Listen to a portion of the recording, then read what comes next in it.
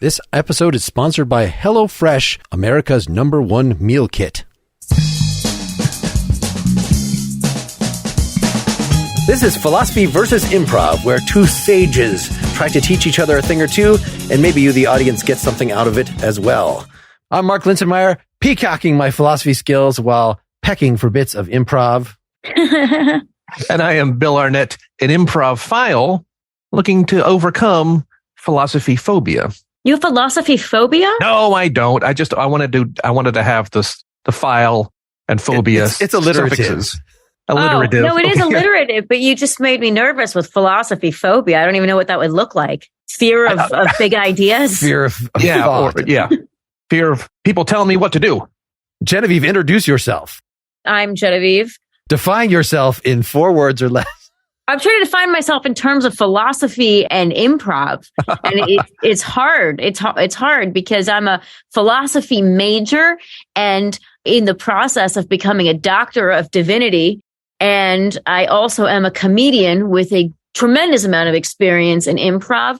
So there we go. I think I walk both sides of the line here. That is ideal. Well, why did it take so long to track you down, Genevieve, for the show?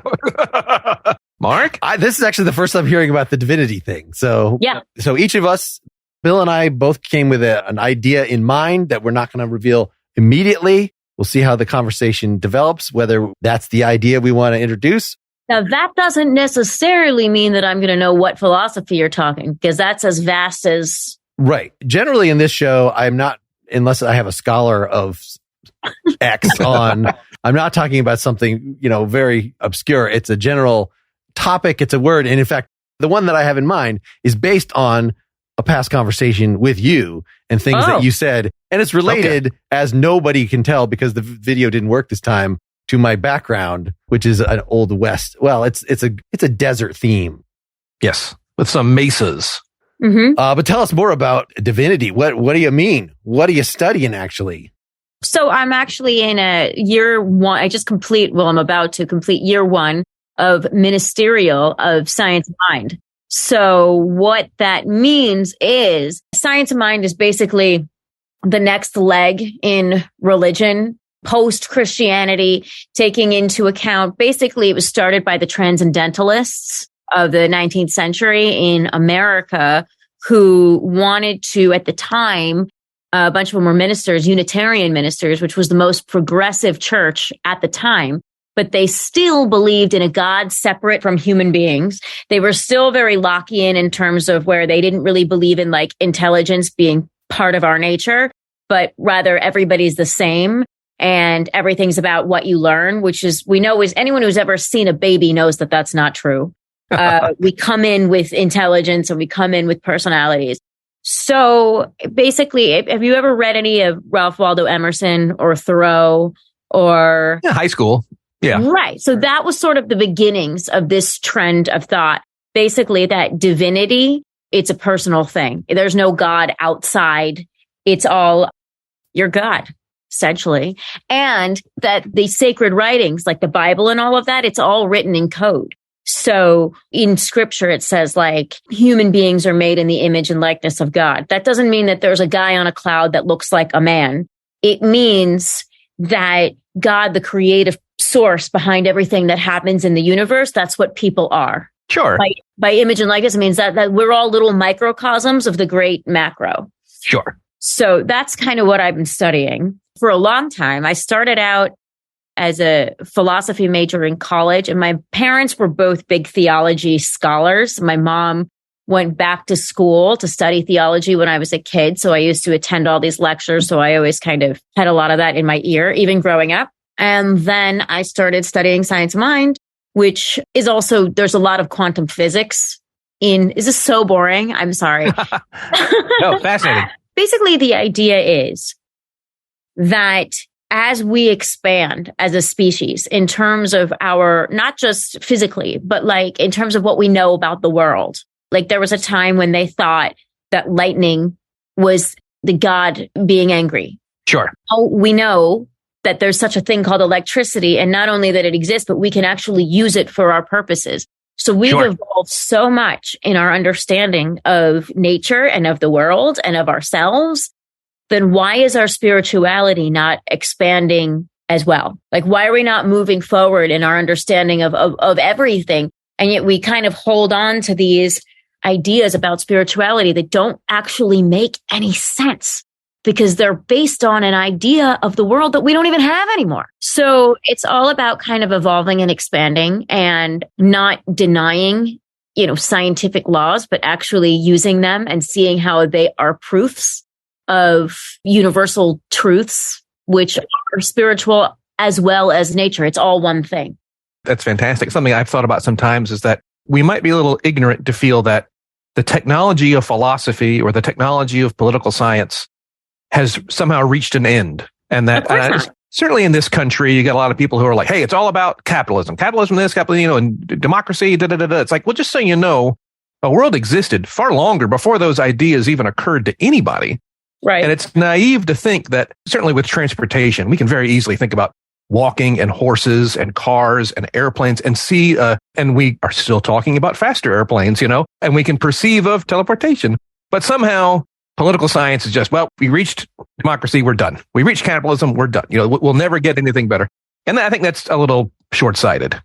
And actually, my boyfriend is an economist, and his favorite economist/philosopher was Rousseau, who said that capitalism will work for about 200 years. Sure. Yeah. And then there needs to be some kind of adjustment. But and one of the issues, I think, particularly in a culture that's fundamentally Christian, which we can say America is not, but it is. It was created on these values. And the problem is that there's a lot of fear-based dogma in there. And people are afraid to question, even though the Constitution can always be changed and that's part of it, and they're supposed to leave that out of it. It's still in the American mentality.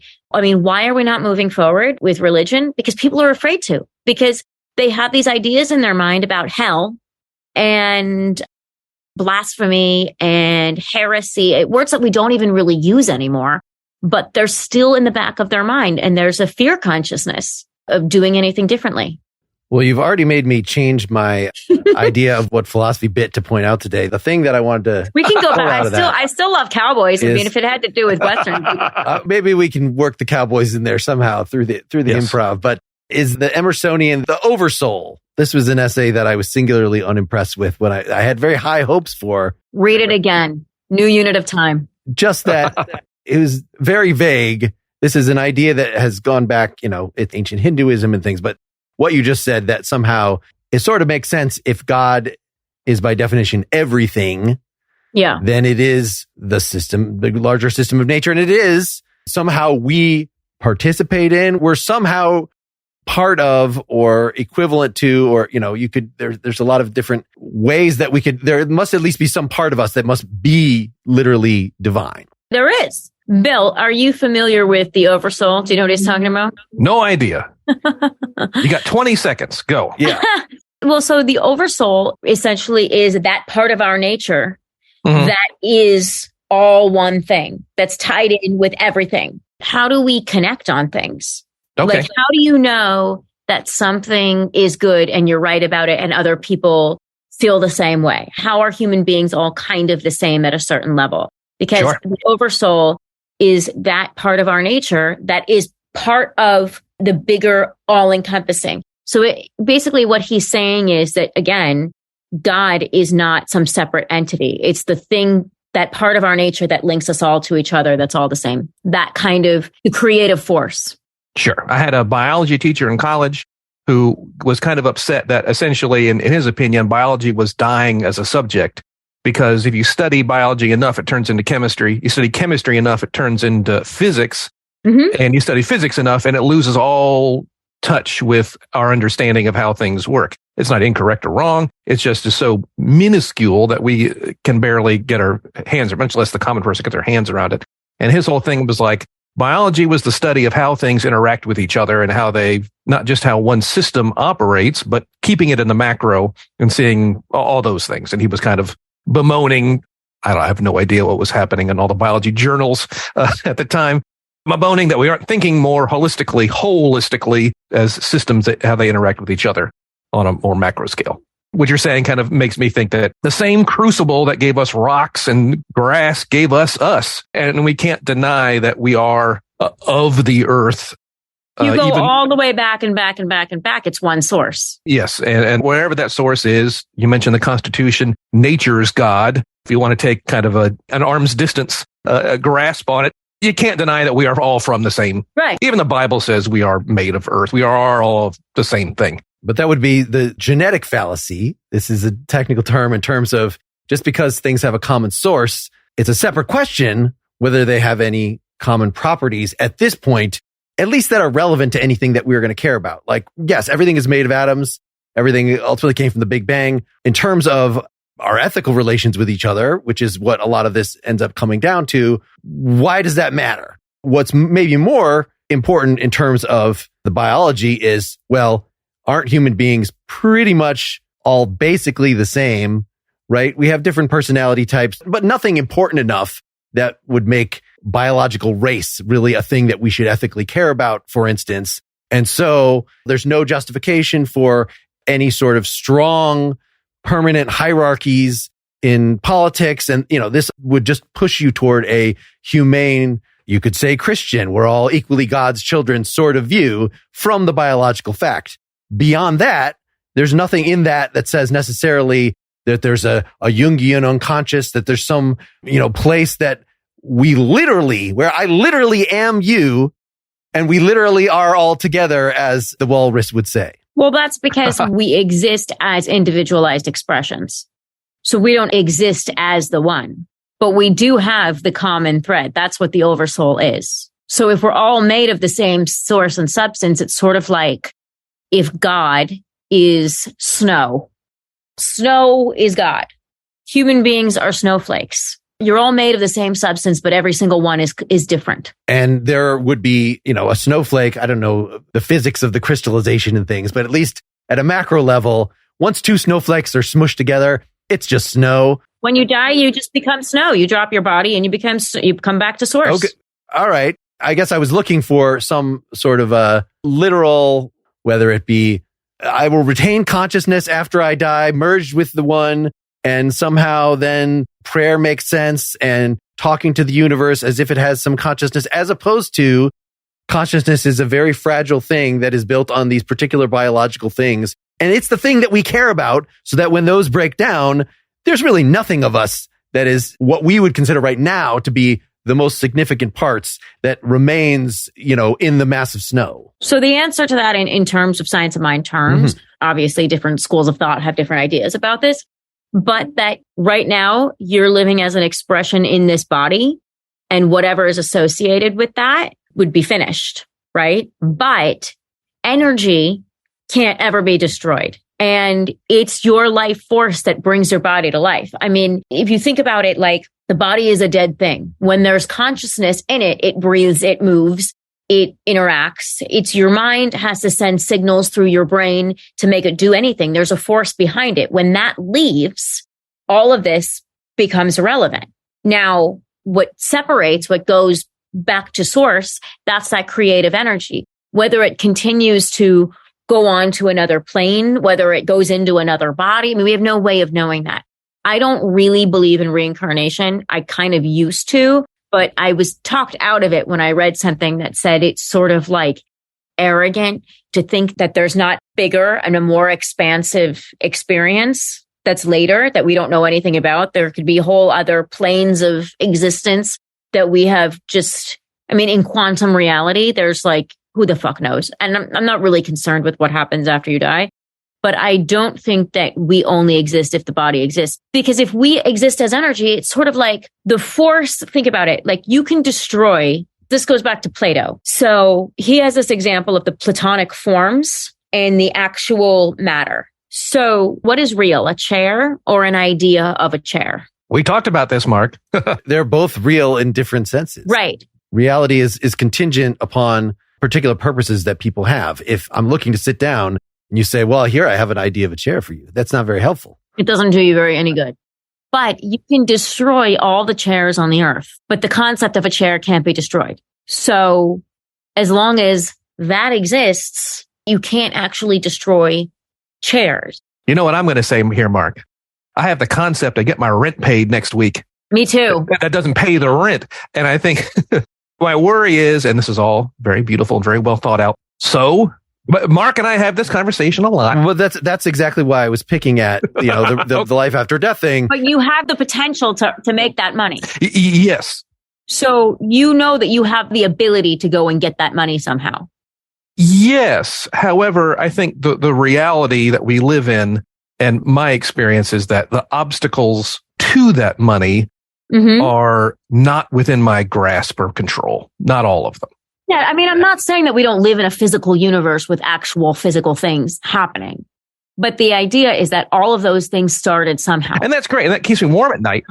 And they started somehow. No, you may not have done it, but everything exists on a quantum level first. And that money already exists. It may not be in your pocket, but you're going to use whatever you need to go and bring it in. I'll tell my landlord that. And yeah. So listen, I have to tell my landlord that I'm too. picking on you. I'm picking on you. Yeah, of course. That's always been. Just thinking that too. I don't have rent this month. To your question, Mark, about, so we are all built of the same stuff. So what? The only thing I would say is this. Not only are we forged from the same crucible, the same forces that drove evolution, gravity, heat, all those things also drove the evolution of everything around the animals around us. And I think that we can, from that, see that what is good for the things around us might also be good for us. If the same forces that created them, does that make sense, Mark, what I'm saying? I could say that like cats here, they want to reproduce, they want to be happy, they want a mouse, they have things that they need, and they acquired those things evolutionarily because of the world that they were born into. And there were other cats that loved running around during the day, and they all got eaten by hawks. And what we're left with are these cats. Sure. But as the humans who also loved going out when it was raining. They all got sick and died. And all of us who were like, man, when it's raining outside, I just want to curl up next to a fire and a good book. It's like, we have cars, we have raincoats, we have umbrellas. We don't need to curl up with a book when it's raining, but we're stuck with these evolutionary things that make us want to curl up with a good book when it's raining outside because we were, quote unquote, smart enough to realize we'll get sick. So the only thing I would say, and I'm not saying it's well thought out, Mark, for crying out loud, it's tenuous. I think we can look at the other animals and see what they need and what they want to live and survive and say that, well, we may share some things in common. That's it. It ain't going to pay the rent either. The malaria germs, the malaria virus, whatever, also grew under the same. That doesn't mean that its interests align with ours. No. Or that we should necessarily sympathize. But a virus doesn't have consciousness. But it does operate on a same, for viruses not having consciousness, there's a weird connection between virality, how fast it spreads, and how sick it makes its hosts, which is kind of fascinating. There are no diseases that are super contagious and super deadly because they would kill the people before it could spread. And the diseases that are most that's deadly. Why it's like a slow burn. Yeah. And the diseases that are very deadly, generally, not a scientist in this field, the very deadly diseases can be more difficult to get. Consider AIDS, which is, as far as compared to the cold, hard to get. No, you got to go and get it. you have to try, but it's very deadly and kind of long-lived. So I think there might be some interesting. And again, I don't think it's consciousness at all, Mark. I think you're definitely right about that. All right. Well, I think we've gone too long without doing any improvising. Get us into this, Bill. All right. Here's what I did. I've been writing furiously. What I've been doing is, and I'm glad we talked philosophy first. I'm glad it was nice and long because what I did was I was looking for behaviors. Now, behaviors, Mark, is something we've talked about. It's this idea of it isn't just something you like. Both Mother Teresa and Joseph Stalin liked reading when it's raining. They both like puppies. Probably. Joseph Stalin and Mother Teresa. I don't know if that's true or not, but it probably is. They both like, oh, look at that puppy dog. That's adorable. It's like. I heard Mother Teresa didn't like dogs at all. Genevieve, please accept that the fact is that we can have two very. I didn't yes and. I'm sorry. No, wait, it's just that we can have two very, very different people with some similarities. Sometimes in the improv game, you're going to encounter people who define their characters and define themselves in very narrow, temporally, not great ways. Emotions are temporal. Everyone is sad. Everyone is angry. So saying I'm sad is not necessarily a character. That makes sense, right, Mark? Yo soy sad, not yo estoy sad. Well, sorry, that's a joke that only makes sense if you're a linguist like me. Yes. But Mark, we've talked about the person who talks too much, right? That is a behavior. It is a serial thing they do. It's not a crime, but it's something they do, right? The person who is a know-it-all, that is a behavior, and that can be a really strong, cool improv character. So what I did was, and what you will do for future improv scenes, is to go through the conversation and pick out behaviors that you can then play. All right. And again, it's not an emotion. It's not a temporary thing or a whim. It is how you go about living your life. Does that make sense? And I've got a great way to start this scene with a behavior I divined from our philosophy speech, and we'll talk about it afterwards. Okay, kids, I just want to look. I caught you making out under the bleachers. All right. And we just can't knock it off. Okay. Knock it off. I'm the principal here. And we just, that's all I want to say about that. That's not what we're doing. No. What? You look like you were. It's your dirty mind. No, we were practicing for lifeguard class. Under the bleachers during the football game. Yeah. You got to be prepared in any situation. There could be accidents anywhere. I don't want to talk about it. All right. Let's just. I know, but our school is so close to the beach. What if there was a tidal wave and everyone was drowning? I'm not buying that. Okay. I'm not buying that. Let's just call it whatever it was you want to call it, but let's not have bodies touch bodies. If we lose the game, I might be drowning in my tears. I might need mouth to mouth immediately. Fine, whatever you want to call it. All right, if it was lifeguard practice, let's just not have body touch body on school ground, school functions. Cool. We good? Good speech. If you want to talk to the health teacher, we can get Mr. Hernandez in here, and we'll let him tackle concerns. Well, I don't know if you want it on your conscience if somebody dies on school grounds because we didn't practice our lifeguard skills. Do you want to get in on this? No. Are you? No. I don't swim. Don't take baths. Shower. Just stop at a shower. I shouldn't even say that. All right. Let's just get on with our lives here. Huh? Let's just not pretend. Let's pretend we didn't see anything. Y'all weren't at lifeguard practice. There were hands on buttocks. There was some of that going on, and I'm not sure if that's part of lifeguard training. So let's. You got to be able to carry somebody like out of the pool. Yeah, to lift a person out of the water. Look, if you have some, I'm aware that Mr. Hernandez has some pharmaceutical products that the young people might partake in to prevent unwanted events. And that's all. That's all. Like weed? Are you trying to sell us what? No. Birth control devices. Okay, and if that's. Devices? Things.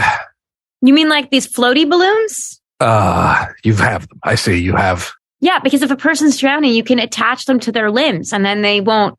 There's not enough buoyancy. It controls their elevation. Can you just promise me you won't be under the bleachers doing anything that involves bodies touching, be it lifeguard class, be it CPR training, be it expressions of affection? Can we just put a kibosh on that? That'd be good. That'd be good. I guess. All right. I guess we could just. Thank you. I guess we could just smoke. Guess we got to find a new spot. No, that's y'all. You're making this difficult for me, and all I'm trying to do is. We all know whatever you want to call it. We all know what it was. Maybe just not on school grounds. Maybe just not on school grounds. Are you okay? Yeah, I'm fine. I'm great. I'm great. Like you're getting really worked up over this. This is a pretty routine educational experience. It's really just not my wheelhouse. I'm more of an administrative principal. You know what I'm saying? You want the Q3 numbers? I'm going to knock that out the park. We're making some hiring and decisions. Going over syllabi and whatnot. But when it comes to things, I'm probably not the best adult to discuss topics. Huh. Sounds like he's not comfortable with himself. Is there anything we can do to? I'm comfortable. Do you have a bad experience in a pool or something? Metaphorically, when you say a pool, or are we talking about actually swimming? Yeah, a pool or a lake. I grew up in central Illinois, and there's no body of water larger than a pond. And, maybe there's some fears or phobias around that. If you're talking metaphorically, the missus and I have a wonderful relationship. And although we don't have any children, that's just a choice we've made. It's just a choice. You should get under the bleachers a little more often. Yeah. We have lifeguard practice all the time. Yeah. Ooh, bring her along. She has her job. I have my job. We come home. We do one of those dinner boxes, meal box kits. In fact, you know what? Today, it's my job. I got to be home half hour early to get the meal box started. So Enjoy the rest of the game. I got to knock off early here, but All right.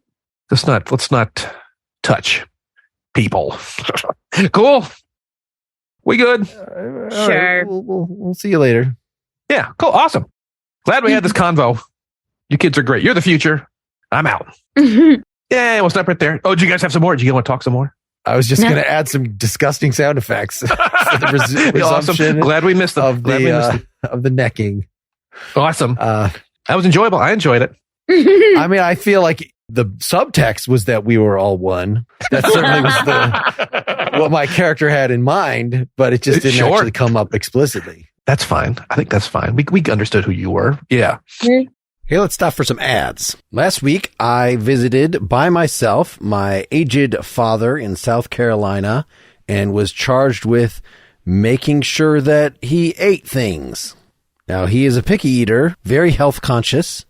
So what did I do? HelloFresh, which provides farm-to-table quality with seasonal ingredients. They're picked at peak ripeness and they get to your table within 7 days for fresh flavor in every bite. The pre-portioned ingredients make it easy to get cooking quick, and I was able to make the cranberry thyme chicken with roasted broccoli, carrots, and onions quickly and with very little effort. And because I'm making this myself, not just ordering out, I could put in less salt. I could add extra broccoli that I had on hand. HelloFresh is 25% less expensive than takeout and also less expensive than grocery shopping and, of course, more convenient. Every week, HelloFresh has 40 recipes. There are always going to be multiple veggie and pescatarian options. There's always going to be something new to you. Like, for instance, they've just introduced new snack items. You could add like a s'mores bundle to your order. They've also added some entertaining options like a bratwurst bar with various fancy toppings, or they have a snack board with pretzel bites, spiced bar nuts, and hot honey peach jam. Go to HelloFresh.com/improv16 and use the code improv16 for 16 free meals plus free shipping. HelloFresh.com/improv16. Use the code improv16 for 16 free meals plus free shipping. HelloFresh, America's #1 meal kit. What's the real science behind all the popular UFO claims on television? What's the true history behind today's growing beliefs in Atlantis, the flat earth theory, and ancient aliens? And when you take away the media hype, what do scientists really say about COVID-19 and global warming? Since 2006, the Skeptoid podcast has been revealing the true science, true history, and true facts behind more than 800 of our most popular urban legends and mysteries. Each episode of Skeptoid looks at a famous story you know and reveals the part of it you haven't heard. Check out episodes covering mysteries such as popular ghost stories, famous UFO cases, alternative science claims, cryptids and urban legends, or conspiracy theories. Find out why the truth behind these popular legends is even more interesting. Listen wherever you get your podcast. Just search for Skeptoid, that's SKEPTOID, or visit Skeptoid.com for full transcriptions of the entire catalog. If you had to label my behavior, well, how would we label my behavior? Deeper than principle, deeper than busting kids doing things wrong. I would say you were very nervous. Sure. But again, anyone can be nervous.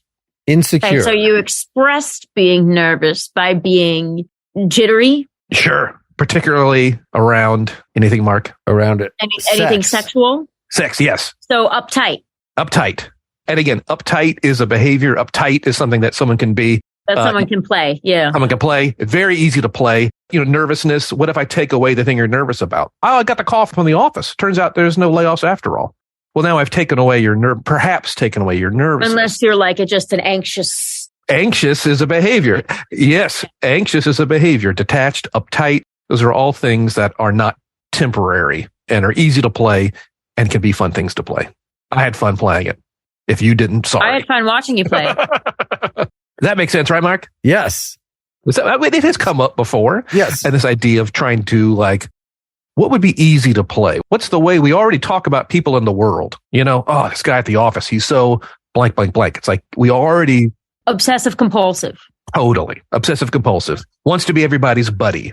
Mysterious. You know, always talking about their conquests. You know, like we already use that language to describe each other to ourselves. Maybe we should use that language as improvisers to find interesting people to play.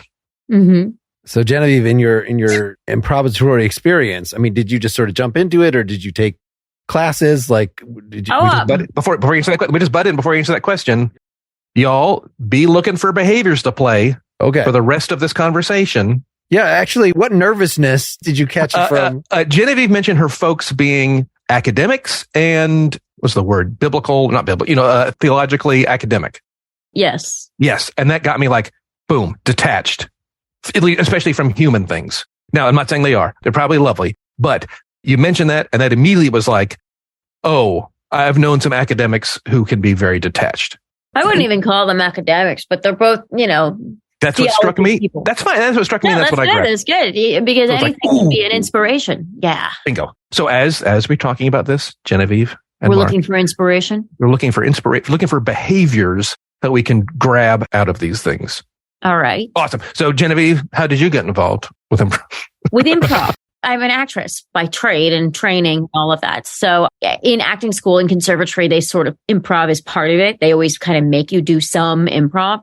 I never particularly liked it because I am more of a kind of control person. Sure. So like, first of all, I don't like anything to do with teams. I don't like anything where I'm relying on somebody else or anybody's relying on me. I hated sports as a kid. The only ones I like are the ones you do on your own. So I like stand up. I don't love improv, but I somehow fell into, when I was in New York, I took an improv class which turned into an improv troupe.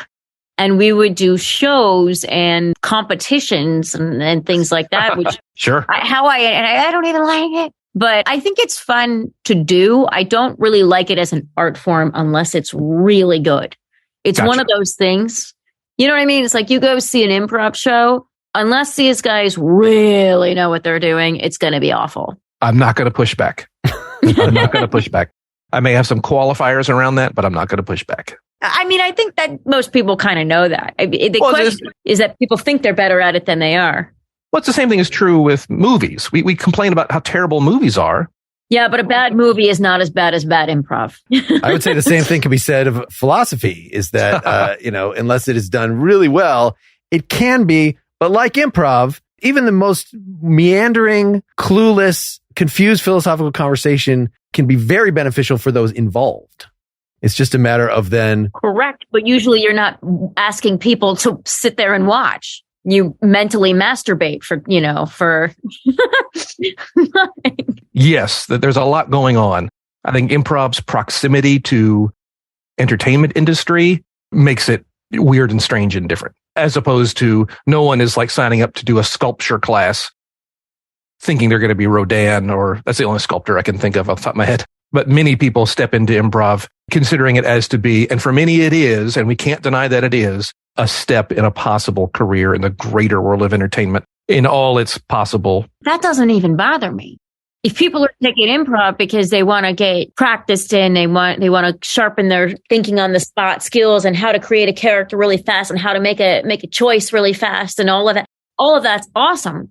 But I kind of think 99% of improv belongs in a rehearsal room, not on a stage, right? For people to watch you rehearse and practice and play around. Now, there are exceptions. I mean, I've seen some phenomenal improv, but I've seen not a lot of phenomenal improv. But because then it's not real.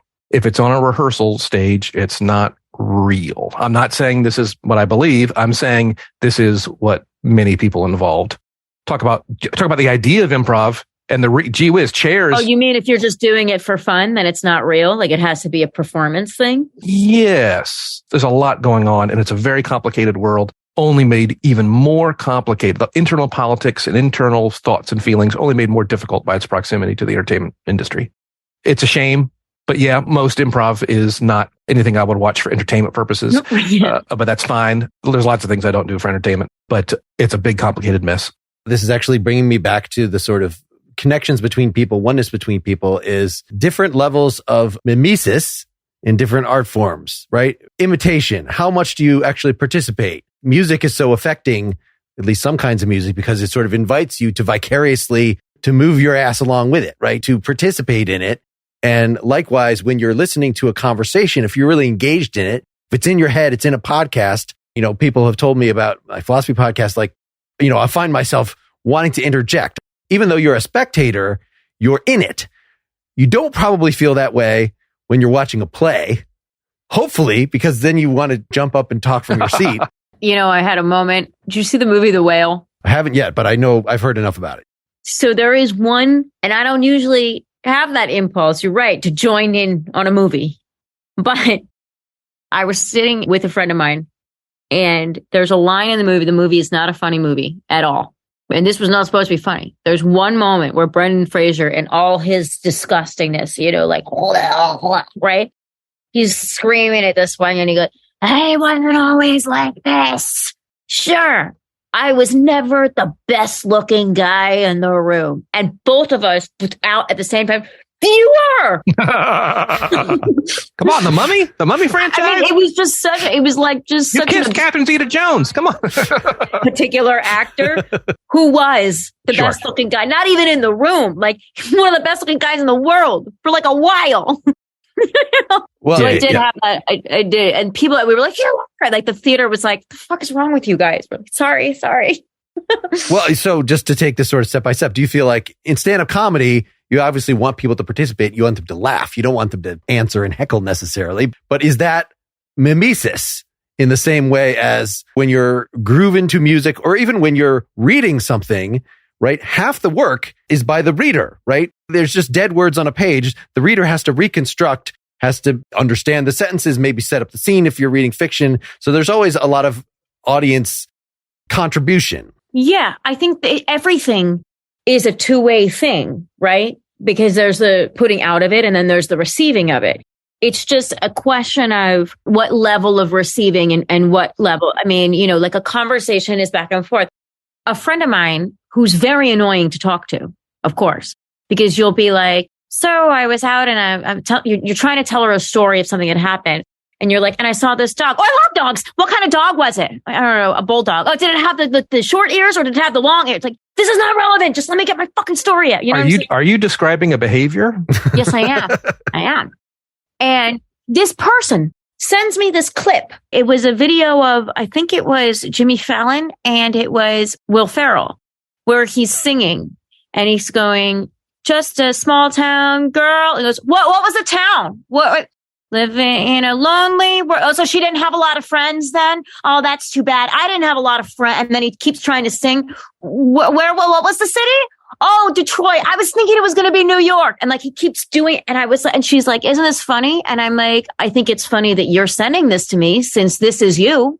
This is what you do when someone tries to tell you something." And she's like, "I think I'm better at it." And that was the response. But I think that it's just about knowing what you're there for, right? Like they'll say in a comedy show, this may feel like it's two-way, but it's not a conversation, right? So then to make one more step to improv, the degree to which I like, because I share this, like I haven't seen that much live improv. When I have, it's been sort of these comedy sports, these games, these whose line is it anyway? And it seems like kind of gimmicky. I feel the same way about musical improv as a musician. When I was younger, let's just get together and jam. And I felt like, wait, that's only half of the creative process. Putting out ideas, that's what improvising is putting out ideas. But the second half is choosing the good ones and then ordering them in some logical way. So you've not actually done anything other than generate some raw material when you jam. But when I ran into this improv podcast that Bill was on, and it sort of made me feel like, it made me want to do it. It made me feel like I'm not just witnessing this sort of sports event or whatever. I'm like participating in the conversation, even though I'm obviously just listening. So there was a different level of mimesis. And the way Bill has explained this somehow is like Bob Odenkirk and David Cross, they do some sort of sketch stuff. And at one point it was advised to them that just go out and introduce yourself as yourself. So then when people are experiencing it, they're not experiencing, here is a show for you. They're experiencing, here are these people that I know that are doing a thing, and having that personal connection with them makes you feel like you're sort of on their team. You're doing the thing too. Maybe not, getting up from your chair, but there's more mimesis. Whereas if you're just bored or unentertained watching a show, that seems like you're not on their team. You're not participating. Maybe they've made it impossible because they're just too fucking boring of people. And even if it was your best friends and you're going to see them at their show, you're still not vicarious. You're still only tolerating them. Yeah. I mean, Hollywood, they'll put big name actors in boring movies, quote unquote, boring movies, because they know people want it. They want to see their friends. I want to go see Catherine Zeta-Jones and, and Brendan Fraser, you know, and even if the script is like, I want to go see them because they're such masters of the art and they just put on these characters like, you know, it's like, no, they're my friends. They're hot. They're cool. They're fun. They're all these other reasons that have nothing to do. What's the movie about? Don't know. Don't care. People will be like, whatever Tom Cruise is doing, I'm going to go. I'm going to go see it. Until you find out that he's a sexual predator or whatever. Well, and then they're not your friend anymore. Allegedly. Tom Cruise, for all his insanity, he can still open a movie. I was not trying to say anything specifically about Tom Cruise. The world has not turned on him. They haven't realized how short he is. Once they do. All right, everybody. I have written down several behaviors. Do we want to get another one of these things in? Oh, let's do it. Or maybe 3 quick scenes with each of us starting a scene with our behavior. And then we can talk about how we defined it. You look nervous, Mark. Did you not get one? I'll go second. I don't want to go first. I can go first again. Well, that doesn't seem fair. All right. I guess as the resident co-host, I need to I will start it. This is the Grand Canyon. Take a look. Yeah. It's amazing. It's amazing. I mean, people say it's pretty cool. Yeah. I mean, I've seen pictures of it to be here. It's pretty cool. Do you have any questions? I mean, I've done so goddamn many of these tours. What do you want to know? I mean, it's deep. There's like, don't fall in it. Oh, no. I mean, this must be amazing. You get to work. This is your office view every day, man. This is what you see at the work every day. This is amazing. Okay, beautiful. So if I dropped a penny off the top of the Grand Canyon and it landed on somebody, would they? Yeah, they'd be dead. They definitely did be dead. In earlier days, we would try stuff like that. Now it's just so much carnage. It gets boring after a while. You don't even bother. Okay. I mean, this is a cool. I mean, you like this. I mean, I understand. Maybe I don't know.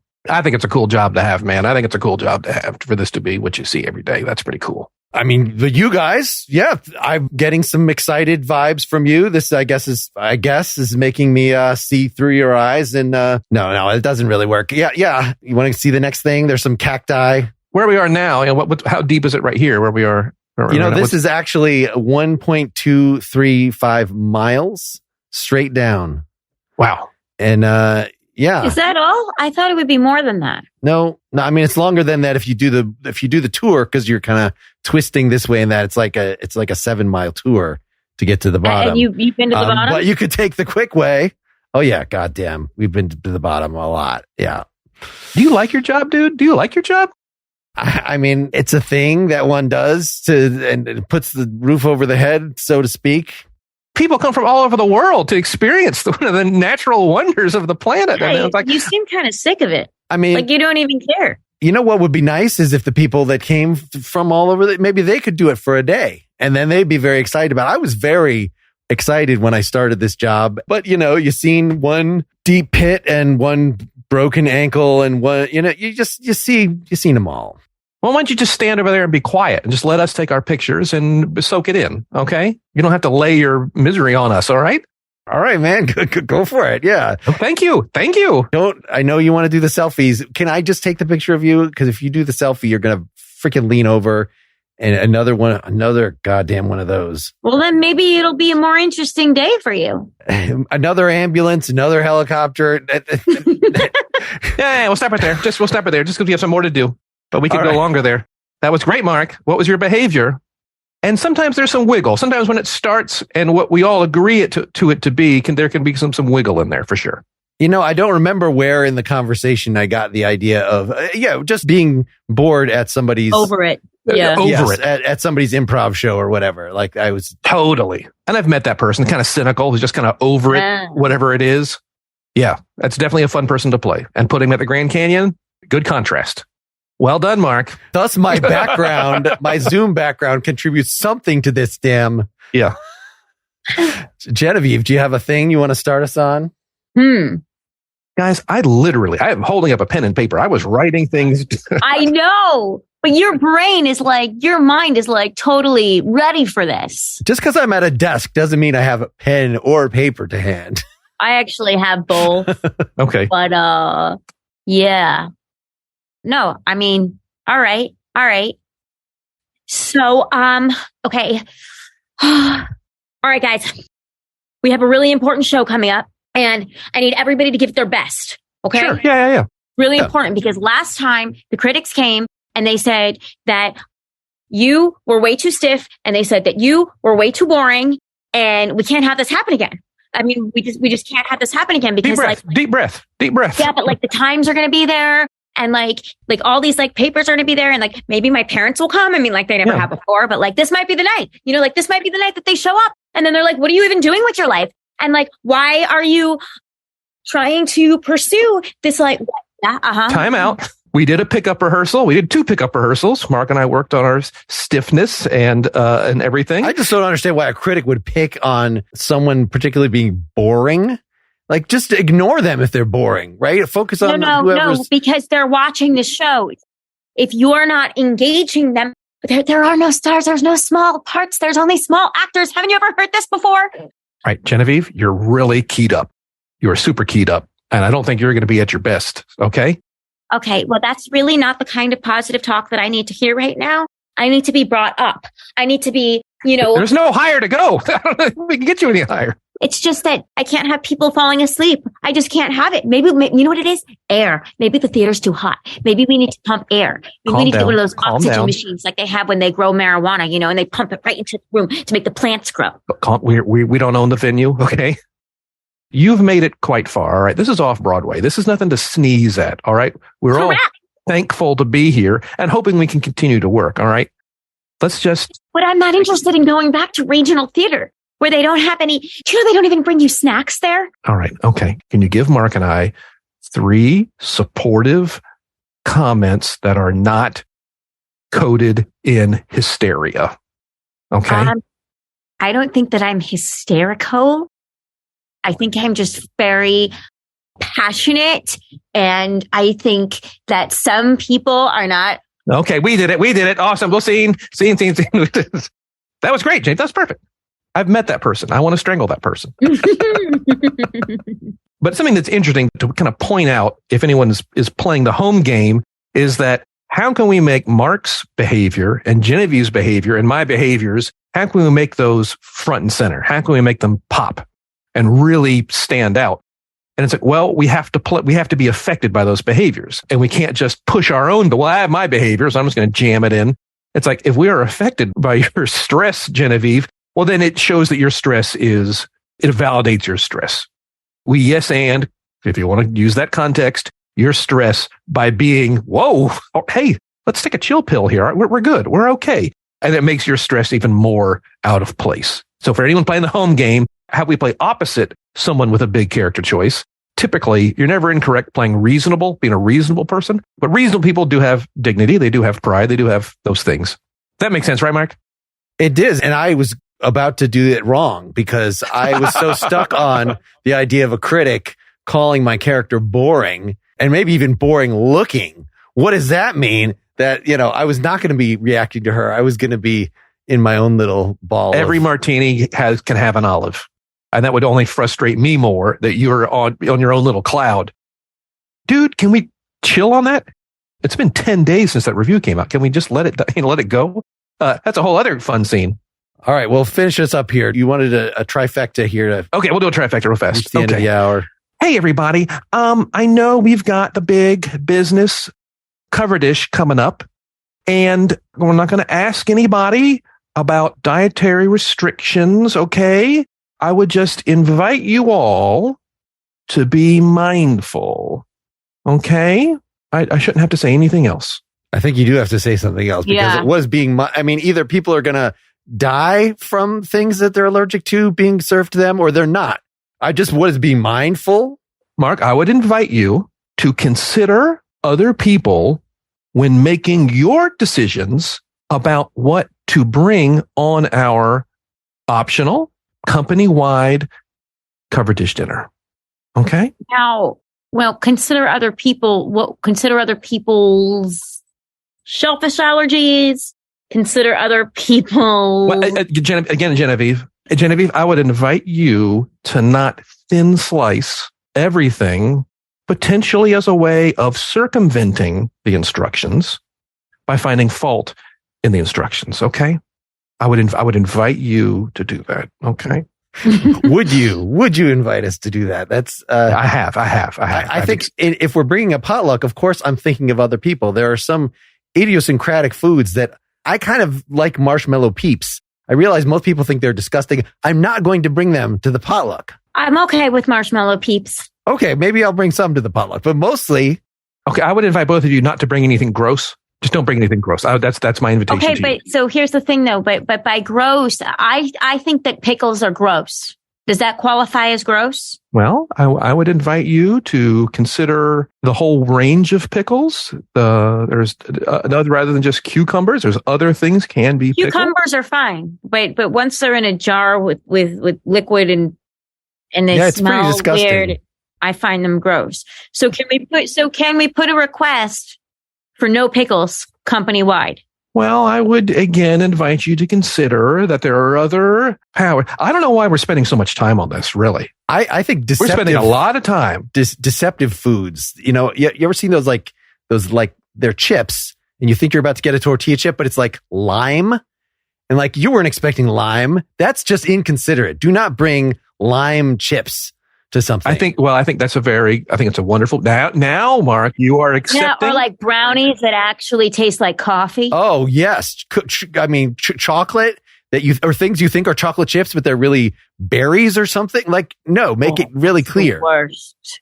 Wow. You guys have validated me quite a bit. I feel great. This is when HR generalists get to sleep at night with conversations like this. I've done my work here.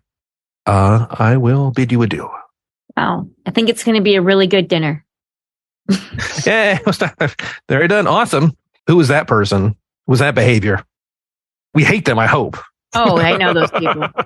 I would describe that person as has an agenda, yet couches their agenda in. It's when you say something like, well,